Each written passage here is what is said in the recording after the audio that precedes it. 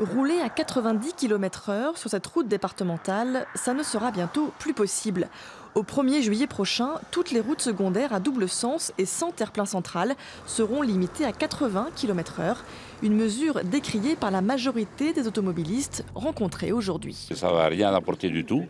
Pour moi, les fous de la route, ils resteront les fous de la route. Et puis les 80 km/h n'apporteront rien du tout. Les personnes qui ne veulent pas rouler vite roulent déjà pas très vite. Et à part énerver les automobilistes qui roulent à la bonne vitesse à 80, je pense que ça va plus engendrer des énervements qu'une baisse d'accident en fait. J'en pense que c'est bien et mal.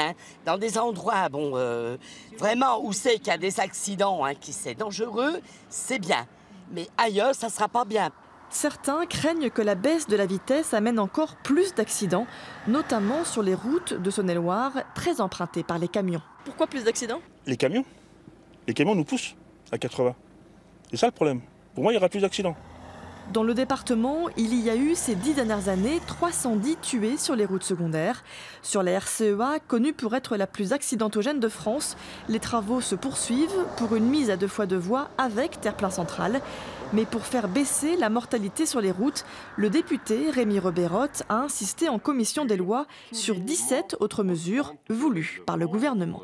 Puisque notamment sur la prise en compte des comportements et notamment vis-à-vis du téléphone portable. Et on sait qu'aujourd'hui, on a de grosses difficultés sur cette question. Que ce soit aussi sur la prise de stupéfiants ou d'alcool. Il y a dans l'ensemble des mesures, des 17 autres mesures, des points extrêmement importants. Aujourd'hui, un seul automobiliste s'est dit favorable aux 80 km/h, même s'il reste sceptique sur son efficacité. Le gouvernement a prévu une révision de la mesure, si besoin, en juillet 2020.